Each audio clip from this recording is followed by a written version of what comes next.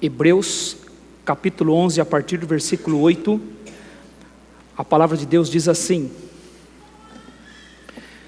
pela fé, Abraão, quando chamado, obedeceu, a fim de ir para um lugar que devia receber por herança, e partiu sem saber aonde ia. Pela fé, peregrinou na terra da promessa como em terra alheia, habitando em tendas com Isaque e Jacó, herdeiros com ele da mesma promessa, porque aguardava a cidade que tem fundamentos, da qual Deus é o arquiteto e edificador. Pela fé também a própria Sara recebeu o poder para ser mãe, não obstante o avançado de sua idade, pois teve por fiel aquele que lhe havia feito a promessa. Por isso também de um, aliás já amortecido, saiu uma posteridade tão numerosa como as estrelas do céu, e inumerável como a areia que está na praia do mar. Todos estes morreram na fé, sem ter obtido as promessas, vendo-as, porém, de longe, e saudando-as, e confessando que eram estrangeiros e peregrinos sobre a terra. Porque os que falam desse modo, manifestam estar procurando uma pátria. E se na verdade se lembrassem daquela de onde saíram, teriam oportunidade de voltar. Mas agora aspiram a uma pátria superior, isto é, celestial. Por isso Deus não se envergonha deles, de ser chamado seu Deus, porquanto lhes preparou uma cidade. Pela fé, Abraão, quando posto à prova, ofereceu Isaque. Estava mesmo para sacrificar o seu unigênito, aquele que escolheu alegremente as promessas. Aquele que acolheu, alegremente as promessas. A quem se havia dito: em Isaque será chamada a tua descendência. Porque considerou que Deus era poderoso até para ressuscitá-lo dentre os mortos, de onde também figuradamente o recobrou. Até aqui. Meus irmãos, nós sabemos o que é o Evangelho, nós temos ouvido a respeito do Evangelho, constantemente tem sido falado nesta igreja a respeito do Evangelho, para que fique fixo na nossa mente e na nossa memória o significado do Evangelho, o que é o Evangelho do nosso Senhor Jesus Cristo. Fomos lembrados disso nesse culto hoje à noite. Fomos lembrados que nós éramos pecadores e estávamos num estado irremediável. Nós nada poderíamos ter feito para que pudesse mudar a nossa situação. Deus, que pode fazer o impossível, aquilo que os homens não podem fazer, Ele é que fez algo por nós para que nós pudéssemos ser salvos. Ele enviou seu Filho Jesus Cristo para que o mundo fosse salvo por Ele. Jesus então é o Filho de Deus que se tornou homem, habitou entre nós, foi visto, foi reconhecido na figura humana. Ele assumiu a forma de servo e foi obediente a Deus até a morte, e a morte na cruz, como diz Filipenses capítulo 2. Jesus viveu uma vida aqui neste mundo sem pecado. Não pôde ser encontrado nele nada que pudesse manchar a sua vida. Ele viveu uma vida na mais absoluta perfeição. Ele foi puro, ele foi justo, ele foi santo, nenhum pensamento pecaminoso foi encontrado na sua mente, nenhuma palavra pecaminosa saiu da sua boca, nenhum gesto pecaminoso foi visto sendo praticado por ele. Ele não podia ser morto, porque ele viveu uma vida de perfeição. Quem que deve ser morto? Todo aquele que comete pecado deve ser morto, porque o salário do pecado é a morte. Romanos capítulo 6, versículo 23. Se o salário do pecado é a morte, como Jesus poderia morrer se ele nunca pecou? Se ele nunca cometeu um pecado que fosse nem pensamentos, muito menos palavras e ações? A resposta está no Evangelho. Por que Jesus foi morto? A resposta é o Evangelho. A substituição criada por Deus. A substituição. Deus aceitou a morte de um inocente que recebesse a culpa no lugar do culpado. Isso é o Evangelho. Assim, o nosso Senhor Jesus Cristo, Ele foi considerado culpado, para que aqueles que creem nele pudessem ser considerados inocentes. Isso é a substituição, a doutrina da substituição. Por isso, todo aquele que está em Cristo Jesus é considerado inocente por Deus. Ele é um inocente diante de Deus. Estes recebem o perdão de Deus. Estes são declarados justos por Deus. E essa declaração é uma ação de Deus para todo aquele que crê no Senhor Jesus Cristo. A isso nós chamamos de doutrina da justificação. O ato de Deus declarar aqueles que se arrependeram e confiaram no Senhor Jesus Cristo justos. Deus declarou a estes justos, porque se arrependeram e confiaram no Senhor Jesus Cristo. Isso é a doutrina da justificação. É uma ação consumada, já determinada. O martelo foi batido, o juiz bateu o martelo, já foi declarada a justiça, ou justos, àqueles que confiam no Senhor Jesus Cristo. E isso foi feito no céu. No céu está o trono do juiz. No céu é que foi declarada a nossa justificação. O justo juiz, Deus sentado no seu trono de glória, ele declarou isso. Por isso que o apóstolo Paulo escreveu em Romanos capítulo 8, quem intentará acusação contra os eleitos de Deus? É Deus quem os justifica. Quem os condenará? É Cristo Jesus quem morreu, ou antes quem ressuscitou e está assentado à destra de Deus e também intercede por nós. Agora veja que interessante, quem intentará acusação contra os eleitos de Deus? Onde acontecem as acusações? Quem é o nosso acusador? O que diz o livro de Jó? Que um dia Deus recebeu Satanás, o nosso acusador, e ele foi acusar Jó. A acusação acontece lá, Deus permite que seja feita a acusação. Mas essa acusação não pode mais ter efeito, porque nós já fomos perdoados, já fomos declarados justos. Como podemos ser condenados se Cristo Jesus já morreu e ressuscitou? E onde Ele está? Assentado à destra de Deus e intercede por nós. Então tudo acontece no céu já está determinado. Assim a justificação acontece lá, é um ato consumado, já está determinado por Deus, já foi feito no céu. Por isso todo aquele que crê em Jesus Cristo tem o seu nome arrolado na onde? No céu. Em Mateus capítulo 10, quando o Senhor Jesus envia os discípulos, 70 discípulos, que Ele envia, Lucas capítulo 10, e quando eles voltam alegres, e eles dizem, Senhor, nós estamos tão alegres, porque em Teu nome até os demônios se nos submetem. Aí Jesus disse o que para eles? Não vos alegreis, porque os demônios se vos submetem, antes alegrai-vos, porque os vossos nomes estão arrolados no céu. No céu você já está declarado justo. No céu está escrito o nome daquele que se arrependeu em Cristo Jesus e não pode mais ser mudado. Há um livro no céu onde está escrito o nome daqueles que foram declarados justos. Então a justificação é uma coisa que aconteceu no céu. Agora eu pergunto, como ela pode ser observada aqui na terra? A justificação, meus irmãos, ela é um tanto teórica, não é verdade? Ela tem um aspecto bastante teórico. Alguém que creu em Jesus, creu que Jesus nunca pecou, que foi um inocente condenado à morte, alguém que creu que por sua própria causa, por sua própria culpa, Jesus foi condenado na cruz, e alguém que se arrependeu disso e clamou a Deus por salvação, é alguém declarado justo, e tudo isso acontece no céu. Ainda que o arrependimento aconteça aqui, Deus declara isso a partir do seu trono de graça, que está no céu. Agora, como que a gente observa isso na terra? Como a justificação pode ser observada por nós? Existe um meio de observar a justificação. Existe um meio de contemplar a justificação, de comprovar a justificação aqui na terra. Ela pode ser observada, ela pode ser comprovada pela fé.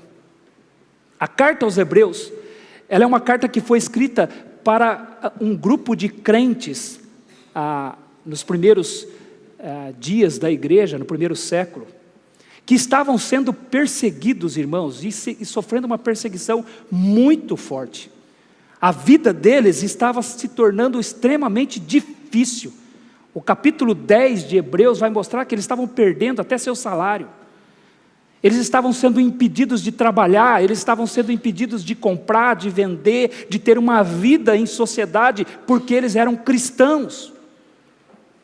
A vida deles, irmãos, era uma vida extremamente difícil, porque eles afirmavam que eles haviam crido em Cristo.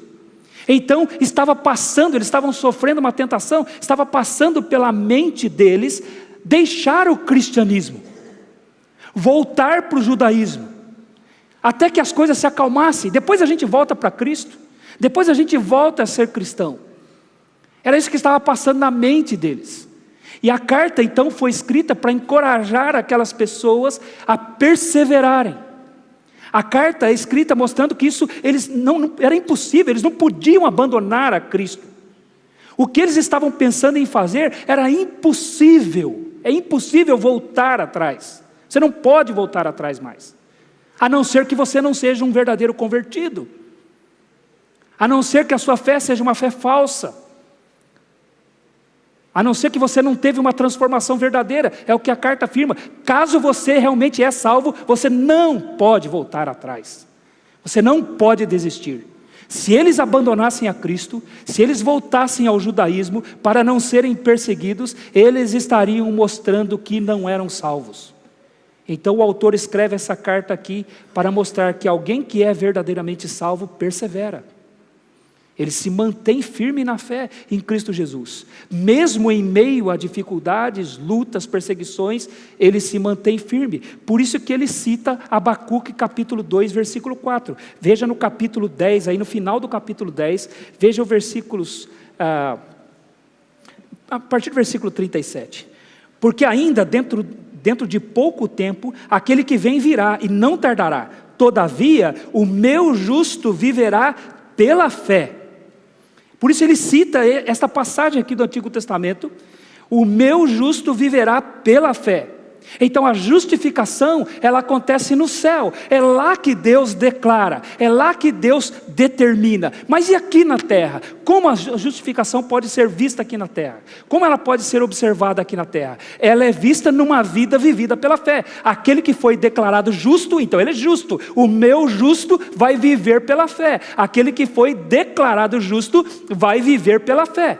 Ela acontece no céu e se mostra na terra. Como que ela se mostra na terra? Numa vida vivida pela fé. O meu justo viverá pela fé. Hebreus então ensina que a evidência de que houve a justificação é uma vida pela fé. O que evidencia que de fato alguém é justificado, que alguém é justo, é a sua vida, a sua forma de viver, uma vida vivida pela fé. Por isso ele continua dizendo no versículo 10, se alguém retrocede, veja o que ele diz: todavia o meu justo viverá pela fé. Se retroceder, nele não se compraz a minha alma. Deus está dizendo, o meu justo vai viver pela fé. Mas se ele volta atrás, se ele desiste, então eu não tenho prazer nele, então ele não é justo. Então ele não é salvo. Se ele retroceder, ele não é salvo. E aí então no versículo 39 ele diz: nós porém não somos dos que retrocedem para a perdição. Somos entretanto da fé para a conservação da alma. E aí então ele começa o capítulo 11 dizendo: ora, sem fé é impossível agradar a Deus. Ele vai dizer no versículo 6, no versículo 1 ele diz: ora, a fé é a certeza de coisas que se esperam e a convicção de fatos que se não veem. Ora, sem fé é impossível agradar a Deus. Ora, importa que aquele que crê, que tem fé em Deus, creia que Ele existe e que se torna galardoador daqueles que esperam nele, daqueles que o buscam. Então aquele que foi justificado por Deus, vive para agradar a Deus, vive pela fé em Deus. Só podemos agradar a Deus vivendo pela fé. Sem fé é impossível agradar a Deus. Então o meu justo, aquele que foi justificado, Deus está dizendo, vai viver pela fé. E o que é viver pela fé? A resposta o autor apresenta no capítulo 11.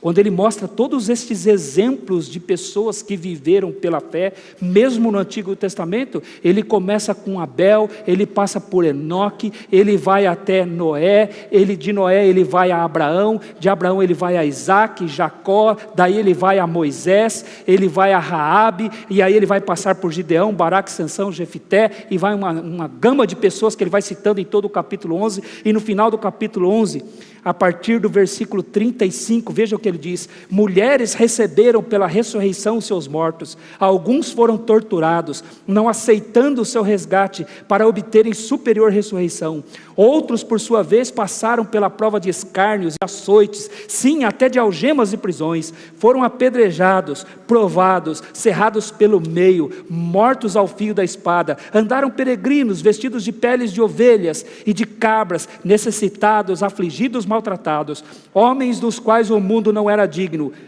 errantes pelos desertos, pelos montes, pelas covas, pelos antros da terra. Todos estes exemplos que ele cita foram pessoas que viveram pela fé, e a evidência de que eles eram justificados por Deus foi sua perseverança na fé. Viver pela fé, meus irmãos, é a evidência de que há salvação verdadeira. Viver pela fé é a evidência de que há uma justificação. Viver pela fé demonstra que aquela pessoa é justa aos olhos de Deus. Eu acho interessante a forma como o autor aos Hebreus escreveu aqui. Ele disse: o meu justo viverá pela fé. Aquele que pertence ao Senhor, aquele que foi declarado justo por Deus, vai viver pela fé. Então, o que é viver pela fé? Eu quero usar o exemplo de Abraão aqui, para responder essa pergunta. O que é viver pela fé? Primeiro, meus irmãos, viver pela fé é obedecer imediatamente. Viver pela fé é obedecer imediatamente. Veja o versículo 8. Pela fé, Abraão, quando chamado, obedeceu, a fim de ir para um lugar que devia receber por herança, e partiu sem saber aonde ia. Abraão é o grande exemplo de viver pela fé. Ele é o pai da nação de Israel, meus irmãos. Deus dá início à nação de Israel quando ele chama Abraão, lá em Gênesis capítulo 12. Por que ele chamou Abraão? Ele chamou Abraão para fazer dele pai de uma grande nação. E o que esta nação faria? Essa nação prepararia o caminho para que o Filho de Deus viesse a este mundo. Esta nação seria o berço do nascimento de Jesus Cristo. É através de Abraão que Deus então iria abençoar todas as famílias da terra. Então Deus chama Abraão, e Abraão foi declarado justo porque obedeceu a Deus.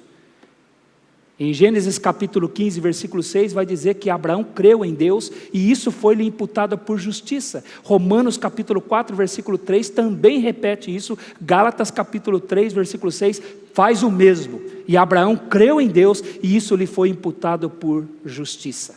Romanos capítulo 4, versículo 20, vai dizer que Abraão não duvidou. Ele não duvidou, mas se fortaleceu pela fé, dando glória a Deus. E ele obedeceu. Agora, o texto diz: pela fé Abraão, quando chamado, obedeceu. A construção aqui, irmãos, a estrutura aqui, gramatical, ela é muito interessante. Porque o texto, na verdade, ele está dizendo assim que, quando Deus chamou Abraão, Abraão começou a obedecer antes de Deus terminar de falar. Essa que é a ideia. Enquanto Deus estava chamando, ele já estava obedecendo. Isso é uma obediência imediata. Ele não esperou Deus terminar de falar. Ele já tinha se levantado, já estava pronto, obedecendo a Deus. Por isso que ele é um homem que é um exemplo de fé. Ele teve uma obediência imediata. Ele não esperou nem Deus terminar de falar. Essa é a ideia. O tempo verbal aqui, quando diz, quando chamado obedeceu, a construção gramatical dá a ideia, ela traz a força de que enquanto Deus estava falando, ele já estava obedecendo. Antes de Deus terminar, ele já estava fazendo o que Deus estava mandando ele fazer. Essa é a ideia. Por isso a força, a ideia aqui é uma obediência imediata, uma obediência sem relutância, uma obediência sem questionamentos, é a obediência que não olha para dificuldades, é a obediência que simplesmente obedece, não olha para as circunstâncias, simplesmente faz o que Deus mandou fazer. E esse chamado de Deus para Abraão, aqui no versículo 8, meus irmãos, é o chamado de Deus para a salvação de Abraão. Ele obedeceu imediatamente. Aqui Deus não estava chamando Abraão, porque Abraão já cria em Deus. Deus estava chamando Abraão aqui para começar a crer nele. Abraão não era um servo de Deus quando Deus o chamou lá em Ur dos Caldeus, como está escrito lá em Gênesis capítulo 12. Ele cria em deuses falsos. Josué capítulo 24, versículo 2 vai dizer que ele estava lá naquela terra e junto com seus pais, eles adoravam deuses falsos, outros deuses. Então quando Deus o chamou, Deus não estava apenas chamando ele para sair daquela terra, Deus estava chamando para a salvação, e a obediência dele foi imediata. Quando Deus o chamou, ele se prontificou a obedecer a Deus. Na verdade, lembra muito a ressurreição de Lázaro, que está escrito em João capítulo 11. Você conhece a história? Quando Jesus chega em Betânia, já fazia 4 dias que Lázaro havia sido sepultado, já cheirava mal, e o Senhor Jesus manda que se tirasse a pedra, e Jesus chega na porta do túmulo, e Jesus dizia assim: Lázaro, vem fora. E Lázaro imediatamente se levantou e saiu do túmulo. Imediatamente. Abraão estava morto como Lázaro quando Deus o chamou. Não fisicamente, mas estava morto nos seus delitos e pecados. E o Senhor o chamou, e ele imediatamente veio. E Deus chamou Abraão para deixar a sua terra, a sua parentela, para seguir para uma terra que ainda lhe seria mostrada. Isto é um chamado, meus irmãos, para romper com o mundo. Romper com o seu lugar, romper com a sua cultura, deixar tudo para trás. É a obediência de um novo convertido. Um chamado para vir, um chamado para deixar tudo para trás. É interessante, Abraão não ficou olhando para trás, com tristeza em ter que deixar tudo aquilo para trás. Sua terra, sua parentela, ele simplesmente obedece a Deus. É uma nova vida, meus irmãos, que começa pela fé em Deus.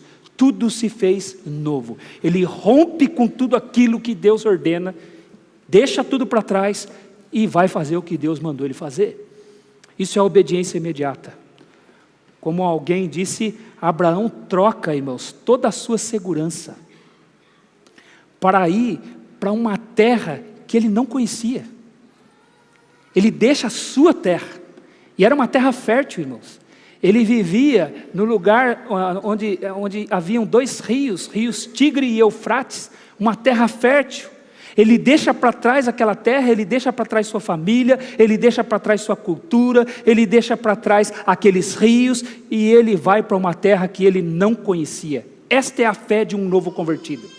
Ele deixa para trás as suas crenças, ele deixa para trás a sua família, ele deixa para trás a sua cultura, ele deixa para trás a diversão, ele deixa para trás o pecado, ele deixa para trás para ir para uma coisa que ele não sabe muito bem o que é ainda, mas ele simplesmente obedece a Deus porque Deus o chamou, e ele faz isso pela fé. Ele sabe que Deus prometeu para ele o seu reino, mas ele não sabe quando vai ser. Nós não sabemos quando vai ser. Como eu queria que Jesus voltasse na minha geração.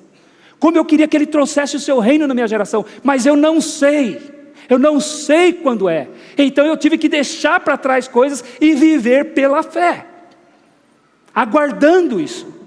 Foi o que Abraão fez, deixou a sua terra, foi para um lugar que ele não conhecia. Ele fez isso pela fé.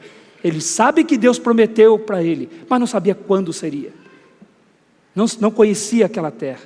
É assim conosco, meus irmãos. Nós sabemos que Deus nos prometeu o seu reino, mas nós não sabemos quando Ele vem. Nós não sabemos quando vai acontecer. Nós sabemos que vamos receber, porque Deus nos chamou. Então viver pela fé é obedecer imediatamente. Segundo, viver pela fé, meus irmãos, é perseverar em meio a dificuldades. Perseverar em meio a dificuldades. Veja o versículo 9. Pela fé peregrinou na terra da promessa como em terra alheia, habitando em tendas, com Isaque e Jacó, herdeiros com ele da mesma promessa, porque aguardava a cidade que tem fundamentos, da qual Deus é o arquiteto e edificador. O texto então diz que Abraão, pela fé, peregrinou na terra da promessa. O verbo peregrinar aqui, meus irmãos, ele significa viver do lado de fora da casa, literalmente significa viver do lado da casa, e não na casa. Essa é a ideia deste verbo. Significa então viver numa terra que não é sua. Abraão saiu da terra que era dele, meus irmãos. Saiu da terra que lhe pertencia para viver numa terra que não era sua. A terra da promessa. Os pés dele estavam lá, mas ele era peregrino lá. Ele não era o dono da terra, a terra não lhe pertencia, ele teria que esperar. Apesar dele estar lá, a provação para ele é que a terra não lhe pertencia. E o texto vai dizer que ele viveu em tendas. Sabe o que significa viver em tendas? É viver como um nômade. Ver como alguém que não tem um lugar. Ele é um nômade. E ele estava passando pela terra que Deus prometeu, mas ele não podia se estabelecer na terra como se ela fosse sua. Então Abraão, ele peregrinou durante todos os dias da sua vida, até sua morte. Até sua morte ele viveu em tendas, peregrinando. Veja, deixou seu lugar seguro, deixou sua família, deixou sua cultura, deixou sua religião, para viver como um peregrino, como um nômade. E ele viveu aguardando aquela cidade superior, da qual Deus é o arquiteto e edificador. Então Abraão, ele viveu esperando a vida inteira. A vida inteira ele teve que esperar. A vida inteira ele teve que aguardar. Ele foi provado, mas viveu em obediência. Agora, meus irmãos, esse foi um tempo difícil para Abraão. Ser um peregrino, ser um estrangeiro, tendo deixado a sua segurança, partindo para uma terra que ele não conhecia, foi um tempo difícil para ele. Seus pés estavam sobre a terra da promessa, mas ele não podia ser o dono dela. Esta é a nossa vida. É assim que nós vivemos. Nós somos peregrinos e forasteiros neste mundo aqui. A nossa morada não é aqui, meus irmãos. Nossas casas aqui são como tendas. Nós estamos passando aqui como nômades, nós somos estrangeiros aqui. Nós estamos aqui neste mundo, mas nós não somos daqui. Nós estamos aguardando o tempo em que Deus vai cumprir a sua promessa, em que Deus vai nos estabelecer naquilo que Ele mesmo está preparando para nós. Nós estamos aguardando o dia que o Senhor Jesus virá estabelecer o seu reino e nós herdaremos a terra. Romanos capítulo 8 vai dizer que se alguém espera aquilo que vê, como espera? E se nós esperamos o que não vemos, com paciência aguardamos. Então nós estamos aguardando o tempo em que Deus vai nos trazer a paz que Ele prometeu. Como eu aguardo esse dia? Como eu aguardo o dia em que o Senhor vai trazer o seu reino, onde, meus irmãos, a vaca vai pastar com a ursa, o leão vai pastar com o cordeiro, a criança vai brincar sobre a toca da cobra e nada vai acontecer com ela. Como eu aguardo esse dia em que o leão vai comer palha com o boi. Como eu aguardo esse dia em que Satanás estará preso. Como eu aguardo esse dia em que toda lágrima dos meus olhos será enxuta. Mas esse dia ainda não chegou. Nós estamos passando por um tempo difícil, porque nós somos peregrinos e forasteiros neste mundo aqui. Nós estamos aguardando este dia, mas até esse dia chegar, nós não temos segurança. Nós estamos literalmente nas mãos de Deus. Nossas casas aqui, você acha que elas são suas? Você acha que você tem segurança aqui? Eu e você, a igreja de Cristo Jesus, ela é peregrina e forasteira neste mundo aqui. Nós estamos aguardando o tempo em que Deus vai vir e vai nos trazer a paz que Ele tem prometido para nós. Enquanto esse tempo não chega, meus irmãos, nós somos, como Pedro diz lá em 1 Pedro capítulo 2, versículo 11, peregrinos e forasteiros. Então esse é um tempo de dificuldade. É um tempo difícil. E qual é o tempo difícil, irmãos? O tempo difícil, o tempo mais difícil é sempre o tempo do meio. É o tempo do meio. Quando nós começamos a nossa caminhada cristã, irmãos, quando nós começamos a nossa caminhada com Cristo, tudo era novidade, não é verdade? Tudo era novo e nós ficamos muito empolgados. Novo convertido, né? Ele fica tudo é novo para ele está desfrutando daquela alegria da sua conversão, e aí eu vejo o novo convertido querendo ler livro, ele compra versões de Bíblia, ele quer evangelizar, ele fala de Cristo, ele quer contar para os outros, tudo é novo, porque ele está numa nova caminhada, ele está descobrindo um monte de coisas novas, e tem muita emoção envolvida. Então eu fico imaginando quando Abraão saiu lá da terra dele, e ele foi para uma terra que ele não conhecia, e conforme ele ia conhecendo aquela terra, as emoções que tomavam conta dele, a alegria que tomava conta do coração dele. Mas com o passar do tempo, não tem mais novidade. Ele é um peregrino, ele vive em tendas, ele começa a encontrar dificuldades, de repente ele se vê no meio de uma guerra, 5 reis contra 4 reis, como está escrito lá em Gênesis capítulo 14. O Senhor promete para ele que ele vai ser pai de uma grande nação, o filho não vem, aí a mulher dele tem a excelente ideia de pedir para ele deitar-se com a escrava dela, ele deita-se com a escrava dela, nasce um menino, e depois que o menino nasce, acontece uma guerra dentro da casa dele. A esposa dele já não quer mais aquela escrava, manda que ele despeça ela, então ele tem que mandar a escrava embora junto com o filho dele, e as coisas não acontecem, não tem nada novo, a novidade acabou, e agora são lutas e lutas e lutas. E essa era a vida de Abraão, peregrino e forasteiro.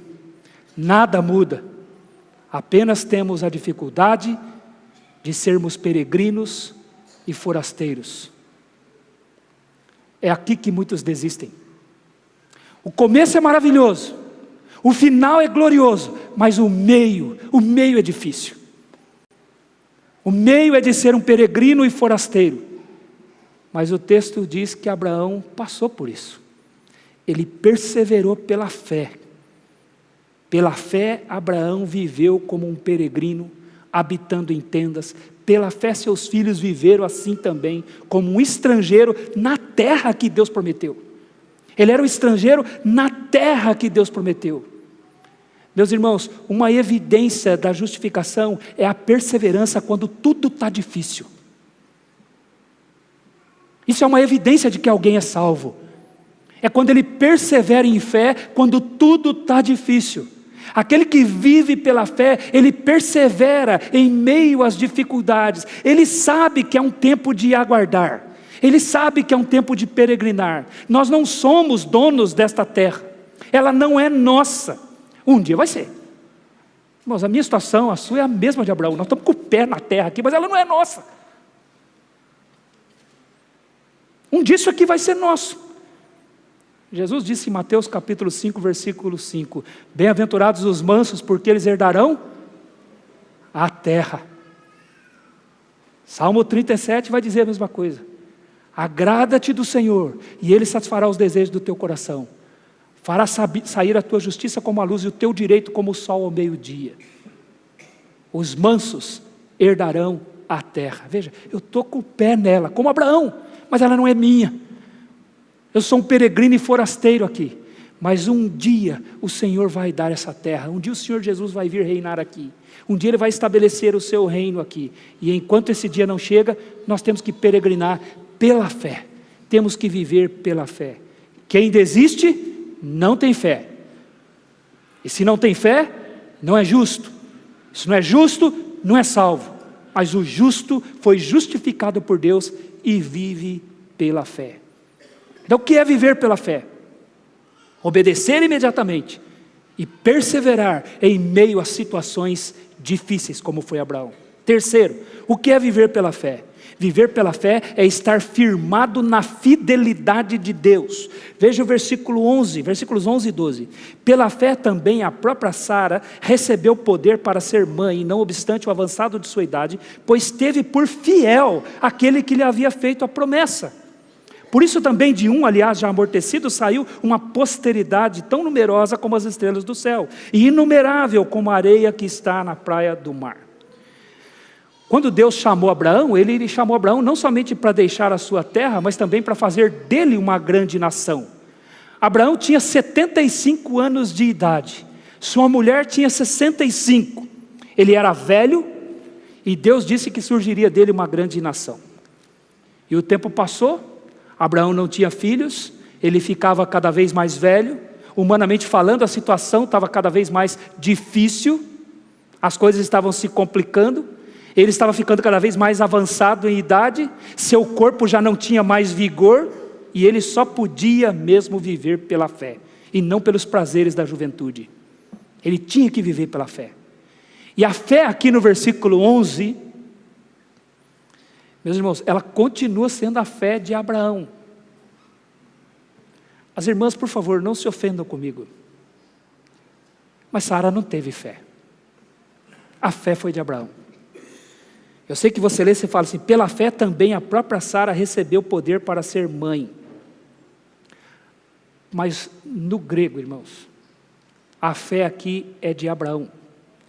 Pela fé de Abraão, Sara foi mãe. Sara foi uma boa esposa. Vocês têm que imitar Sara. 1 Pedro capítulo 3, versículos de 1 a 6, diz que vocês serão de um espírito manso e agradável a Deus, porque vocês são filhas de Sara, que devem ganhar seus maridos sem palavra alguma, apenas pelo seu procedimento, para que os maridos, ao verem o procedimento de suas esposas, se tornem obedientes à palavra de Deus. Então, Sara foi uma boa esposa. Sara é uma mulher digna de ser imitada. Mas a fé é de Abraão. Nós temos que ser honestos com o que o texto diz. A fé é de Abraão. Você vai perceber isso no final do versículo 11. Veja o que diz, pela fé também a própria Sara recebeu poder para ser mãe, não obstante o avançado de sua idade, pois teve por fiel aquele que lhe havia feito a promessa. A promessa nunca foi feita para Sara. Sempre foi feita para Abraão. Sara escutou do lado de dentro da tenda, mas sempre a palavra foi feita a Abraão, foi dita a Abraão. É pela fé de Abraão que Sara gerou um filho. Então o que Abraão teve? Abraão teve por fiel aquele que fez a promessa. Abraão considerou a fidelidade de Deus. E isso aconteceu quando ele estava com 100 anos de idade e a sua esposa com 90 anos de idade. Agora, por que ele continuou agindo pela fé? Ele recebeu o chamado quando ele tinha 75 anos de idade. 25 anos depois, ele ainda não tinha um filho. Mas por que ele continuou agindo pela fé? Por que ele agiu assim? Porque ele sabia quem tinha feito a promessa. Ele teve por fiel aquele que fez a promessa. Foi por saber quem é Deus que ele continuou vivendo pela fé.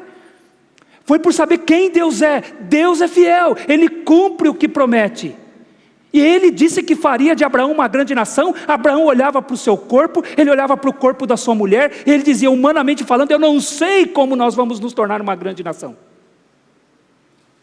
Eu sou um velho, você é uma mulher velha, já se passou o costume das mulheres para você. Eu perdi o meu vigor da juventude. Como que nós vamos ser uma grande nação? Humanamente falando, isso é impossível. Mas quem fez a promessa? Quem falou que vai fazer?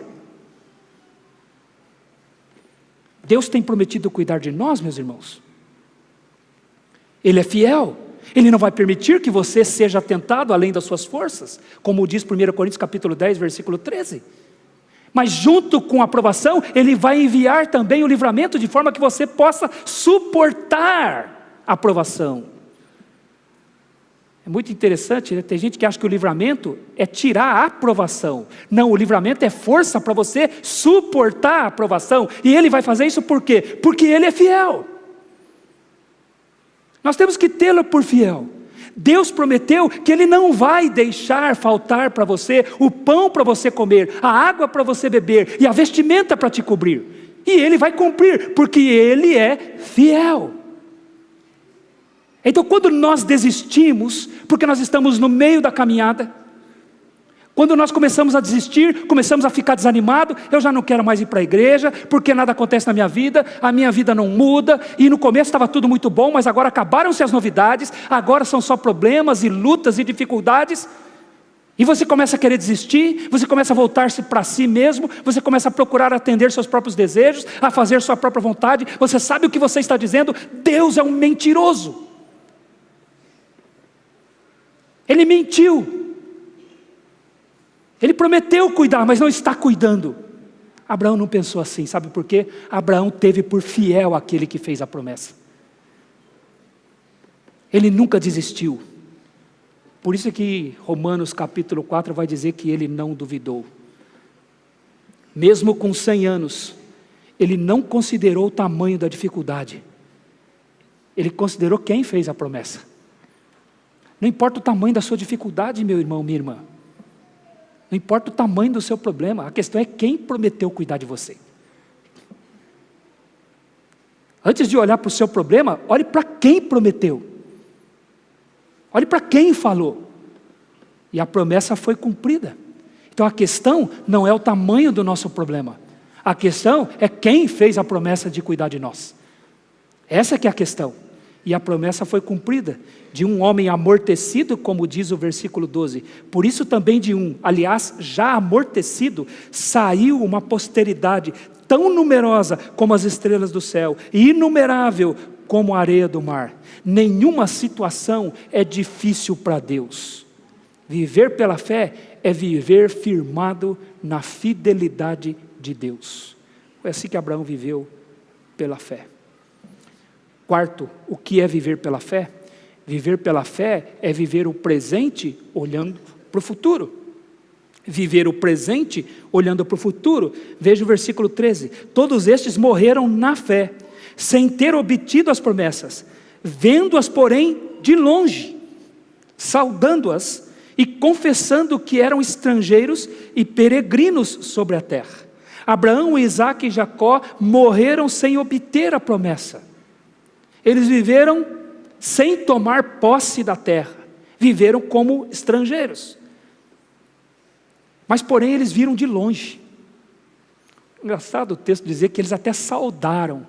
Sabe o que é isso? Eles estão olhando para o futuro com uma fé, irmãos, com uma esperança que eles conseguem enxergar e saudar o que eles estão vendo.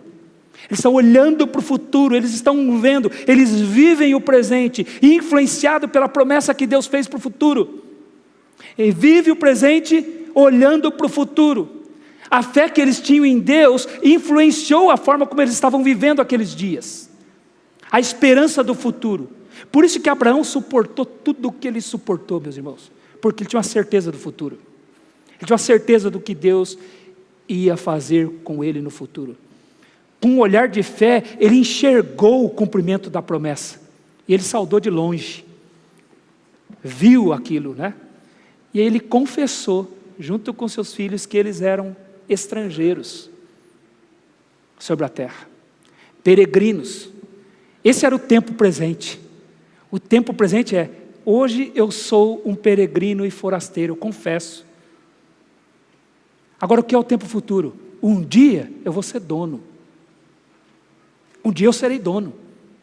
E eu tenho esta certeza. Isso é viver o presente influenciado para o futuro. Por isso que tem gente que não gosta daquilo que a Bíblia fala do futuro, né? As doutrinas do futuro, ou as doutrinas das últimas coisas. Tem gente que acha que é apenas uma teoria. E para que ficar estudando essas coisas do futuro aí? Meus irmãos, nós temos que conhecer o que Deus planejou para nós no futuro. Quando eu conheço o que Deus prometeu para mim no futuro, eu vivo o presente com fé nele. Eu vivo o presente sendo influenciado por isso. Muitos crentes são confusos no presente porque eles estão confusos com aquilo que o Senhor vai fazer no futuro. E um dia o Senhor Jesus virá e vai estabelecer o seu reino neste mundo aqui, e nós vamos saber o que é isso. E eu posso saudar isso. Uma das coisas que eu gosto na Bíblia é por que Jesus foi chamado de o segundo Adão. Tem gente que acha que o Senhor Jesus vai vir, e aí a gente já vai para o céu, já vai acabar tudo nessa terra aqui. Mas por que ele é chamado de segundo Adão? Quando Adão foi criado, ele foi colocado aonde? No céu ou na terra? Onde que Adão foi colocado? Para cuidar do quê? Do céu ou da terra? E era tudo perfeito, não era tudo perfeito? Tudo harmonioso. Meus irmãos, puxa vida, fica imaginando a vida de Adão, né? Adão olhava assim, o leão pastando. Ele olhava, o leão estava comendo palha. Está escrito lá em Gênesis capítulo 1, versículo 30. Quem lê, entenda. E ele olhava, Deus disse assim: tudo o que brota sobre a terra, toda a erva do campo, dou a todos os animais. E Abraão olhava aquilo assim, todos os animais vivendo em harmonia, e ele tinha que cuidar de tudo aquilo ali para Deus. Mas o que ele fez? Ele desobedeceu a Deus. Ele perdeu. E nós viemos depois dele nesse mundo caído. Mas Deus prometeu, Isaías capítulo 11, que quando o seu filho vier reinar neste mundo, ele vai restaurar todas as coisas. Então Isaías capítulo 11 vai dizer que o leão vai voltar a comer palha. Eu não sei como é que os biólogos vão explicar isso aí. Humanamente falando é impossível, mas humanamente era impossível Abraão gerar um filho, não era? Eu não sei como é que eles vão explicar isso. Romanos capítulo 8 diz que quando o Senhor Jesus vier estabelecer o seu reino, toda a criação que está gemendo até agora, vai ser restaurada. E nós estaremos juntos com Ele. Quando eu olho para isso, me faz viver melhor o presente. Reconhecendo que hoje nós somos peregrinos e forasteiros. Agora, porque nós podemos ver isso no futuro, nós podemos viver hoje com contentamento e paciência. Porque nós olhamos para o futuro com esta certeza, nós podemos hoje viver na dependência de Deus. Jesus virá nos buscar, meus irmãos. E Ele vai nos introduzir no seu reino. E eu posso saudar isso de longe. Eu posso ver isso de longe. Isso me faz confessar que hoje eu não tenho nada, mas um dia eu vou ter com Ele.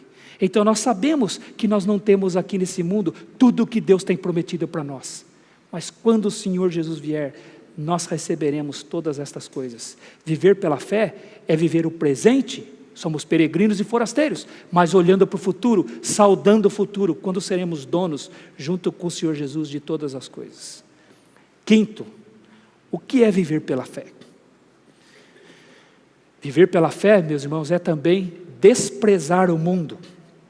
Veja o versículo 14. Porque os que falam deste modo, manifestam estar procurando uma pátria. E se na verdade se lembrassem daquela de onde saíram, teriam oportunidade de voltar. Mas agora aspiram a uma pátria superior, isto é, celestial. Por isso Deus não se envergonha deles de ser chamado seu Deus, porquanto lhes preparou uma cidade. Então viver pela fé é viver desprezando o mundo. Abraão e seus primeiros descendentes não ficaram olhando para trás. Eles não ficaram olhando de onde eles tinham saído, a terra de Ur dos Caldeus, onde eles tinham tudo, onde eles tinham toda a segurança, onde eles viviam confortavelmente. Eles não ficaram se lembrando de onde haviam saído, como havia sido bom aqueles anos lá. Eles não ficaram se lembrando daquela segurança que eles tinham. Eles romperam com aquilo. Romperam com aquela terra. Eles deixaram aquilo para trás, eles desistiram daquilo, eles saíram daquele mundo. E eles não consideravam mais voltar para lá. Isso é uma verdadeira conversão. Não considera mais voltar. Eles não ficaram de caso com o mundo. De caso com o mundo que Deus havia dito para eles abandonarem. O viver pela fé é desprezar o mundo de onde nós saímos. Desprezar. Por isso a Bíblia vai dizer, não ameis o mundo, nem as coisas que há no mundo, porque se alguém amar o mundo, o amor do Pai não está nele. Porque tudo que procede do mundo, a concupiscência dos olhos, a concupiscência da carne e a soberba da vida, não procede do Pai, mas do mundo. Porque o mundo passa, bem como a sua concupiscência, mas aquele que faz a vontade de Deus permanece para sempre. 1 João capítulo 2, versículos de 15 a 17. Não ameis o mundo. Os que vivem pela fé não ficam com o pé no mundo e o pé na igreja. Não tem como. Eu tenho que romper com o mundo, deixar para trás. Não posso considerar mais voltar. Eu tenho que esquecer dele, como Abraão fez, como seus filhos fizeram. Eles só seguiram aspirando uma nova pátria. E é interessante aqui o verbo aspirar aqui, irmãos. O verbo aspirar aqui, a ideia dele é alguém se esticando-se para tocar alguma coisa. É um esforço que alguém está fazendo para alcançar algo. Isso que é aspirar. Eles desejavam a nova, porque tinham se esquecido da velha. Deixa a velha para trás. Não olhe mais para ela. Jesus disse, né? que alguém que põe a mão no arado e olha para trás, não é apto para o seu reino, não pode entrar no seu reino. Sabe o que isso significa, meus irmãos? Que eles estavam de costas para a terra de onde eles haviam saído. Eles desprezaram aquela terra. Eles estavam agora se esticando para alcançar a nova. A terra estava atrás, estava nas costas deles. Eles não queriam mais voltar para lá. Eles queriam alcançar aquela que é superior, aquela que Deus estava preparando para eles. Aquele que vive pela fé, meus irmãos, vive de costas para o mundo. Despreza o mundo, despreza seus prazeres, despreza suas ideias, despreza seus conselhos. Ele deseja algo superior, ele deseja a pátria celestial. E o texto diz algo maravilhoso, meus irmãos, no versículo 16. O texto diz assim: mas agora aspiram a uma pátria superior, isto é, celestial. Por isso Deus não se envergonha deles, de ser chamado seu Deus, porquanto lhes preparou uma cidade. O texto está dizendo que Deus não se envergonha de ser chamado de Deus por aqueles que desprezam o mundo. Deus os chama de seus filhos, de seus servos. Aliás, 1 João vai dizer: vede com que grande amor que Deus nos amou, a ponto de sermos chamados seus filhos. Deus não se envergonha de ser o pai daqueles que estão desprezando o mundo. Deus não se envergonha de ser chamado de Deus por aqueles que estão desprezando o mundo. O que significa também, o que implica dizer que Deus não deseja que o chamem de Deus aqueles que têm o pé no mundo. Aqueles que ficam flertando com o mundo, ficam se dividindo entre o mundo e a igreja. Deus odeia que eles o chamem de Deus. Deus não é o Deus deles. Deus não quer ser o Deus deles.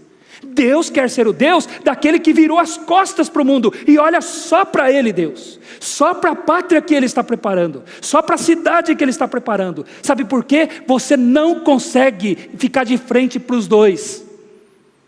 Nós não conseguimos ficar de frente para os dois. Ou eu amo um e desprezo o outro, ou eu amo o outro e desprezo este um. Não tem como você ficar cogitando entre dois pensamentos. Não tem como você amar as duas coisas ao mesmo tempo. Então quem vive pela fé? Quem vive pela fé está de costas para o mundo. Ele não fica flertando com o mundo. Ele fica tentando trazer o mundo.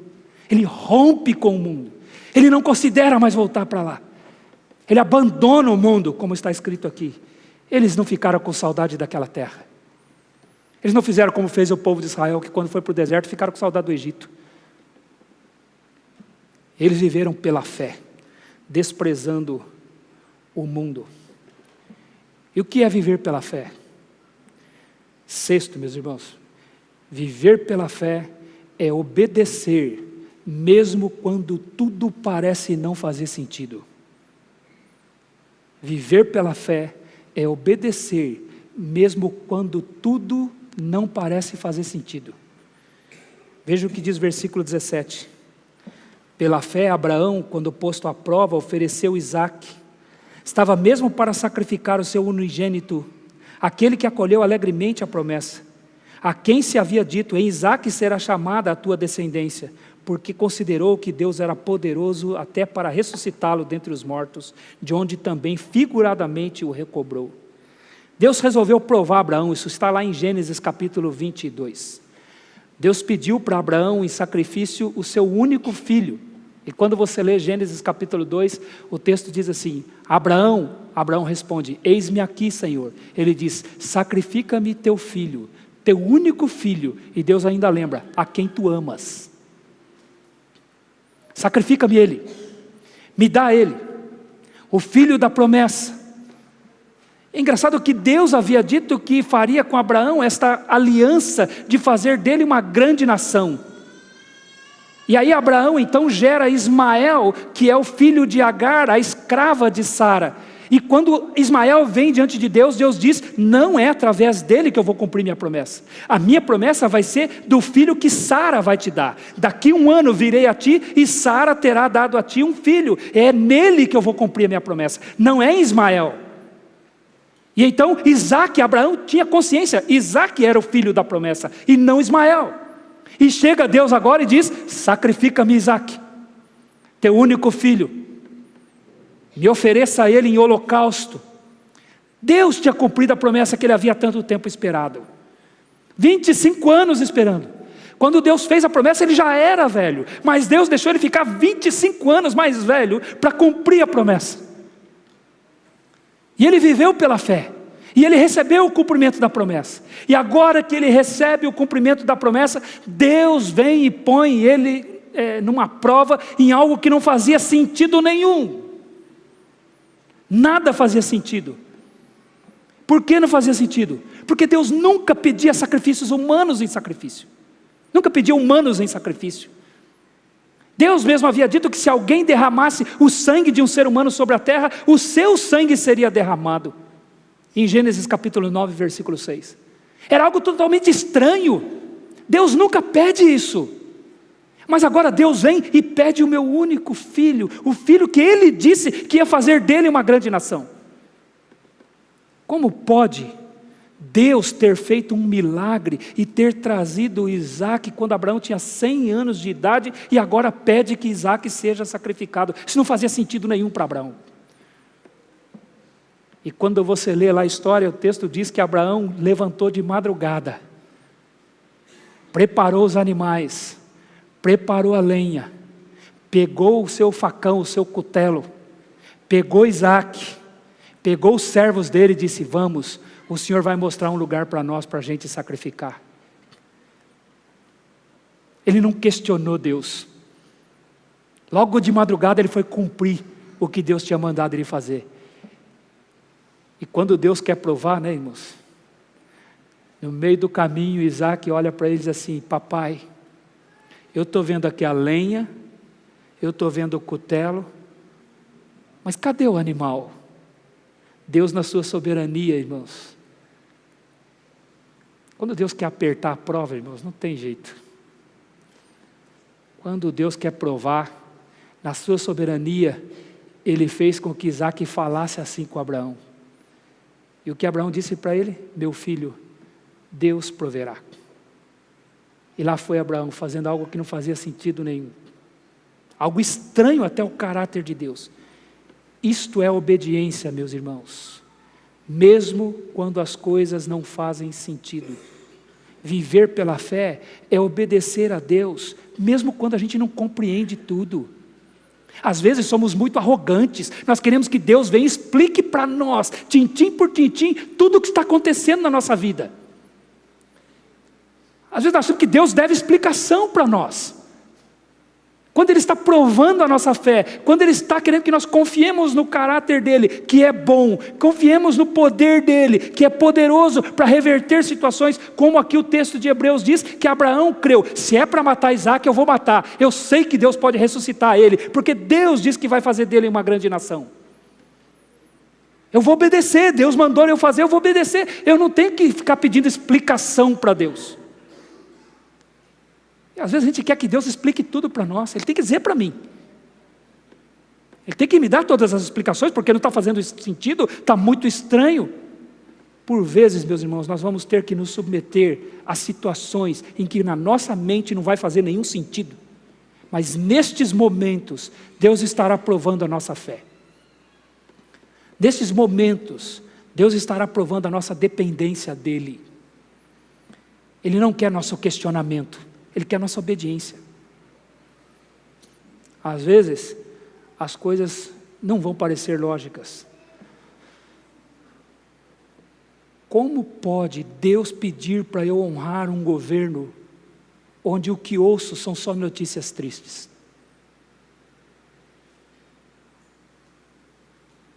Só corrupção, mentiras, e eu venho na palavra dele, ele diz: honre. Ore por eles, se submeta, pague seus impostos. Como pode uma mulher ter que se submeter a um marido que não serve a Deus? Às vezes, mulheres, filhas de Deus, têm que se submeter a maridos que não conhecem a Deus e não faz nenhum sentido. Não faz nexo nenhum. E tem que se submeter porque o Senhor manda se submeter. O Senhor manda fazer. Como pode um filho ter que honrar um pai incrédulo que não é temente a Deus? Como pode? Não faz nenhum sentido para quem está nessa situação. Mas o Senhor diz: honre, obedeça, não questione. Viver pela fé, meus irmãos, é viver obedecendo, mesmo quando tudo não faz sentido. Deus vai fazer ter sentido depois, como foi o caso de Abraão. Abraão amarrou Isaac. Fico imaginando Isaac também, né? Você é o sacrifício, meu filho, vem cá. E ele começa a amarrar Isaac. Coloca Isaac sobre a lenha. E ele pega o seu cutelo e ele vai imolar o filho dele, meus irmãos. E o anjo vem e disse: pare, Abraão, agora eu sei que temes a Deus, porquanto não me negaste teu único filho, Isaac. Viver pela fé é obedecer, mesmo quando não faz nenhum sentido. Deus vai fazer ter sentido depois. Quando Abraão olhou para o lado, o que estava ali do lado, enroscado entre os arbustos? Um carneiro, com o chifre enroscado. Que coincidência, né? Que coincidência, né? Ele olha para o lado, um carneiro enroscado lá nos arbustos, com seu chifre, tentando sair. Para o crente não tem coincidência, irmãos. O crente tem um Deus soberano que sabe quantos fios de cabelo tem na cabeça dele. Não tem coincidência. Isso é viver pela fé. O Senhor está no controle de tudo. E Abraão olhou e ficou: mas está vendo, meu filho, não falei? Deus proveu, olha aí o cordeiro. E ele sacrificou aquele cordeiro no lugar de Isaac. Deus fez ter lógica, quando tudo parecia ter lógica. Isso é viver pela fé. Então o que é viver pela fé? Viver pela fé é obediência imediata, obedecer imediatamente. Viver pela fé é perseverar em meio às dificuldades. Viver pela fé é considerar a fidelidade de Deus. Aquele que fez a promessa é fiel. Viver pela fé, meus irmãos, é viver o presente olhando para o futuro. Viver pela fé é desprezar este mundo. E viver pela fé é obedecer a Deus, mesmo quando tudo não faz sentido. Estas são as evidências de que alguém de fato é justo. Estas são as evidências de alguém que é justificado por Deus. Alguém declarado justo por Deus. O meu justo viverá pela fé. Então, como que eu vejo a justificação? Ela acontece no céu. Deus bateu o martelo lá. Deus me declarou justo lá. Mas como eu evidencio isso? Numa vida pela fé. Não desista, meus irmãos. Nós estamos no meio. O meio é difícil. O meio é difícil. O meio é de peregrinação. O meio é de sermos forasteiros. Mas não vamos desistir. Porque o justo, ele vive pela fé. Aquele que fez a promessa é fiel. Você concorda com isso? Vamos orar.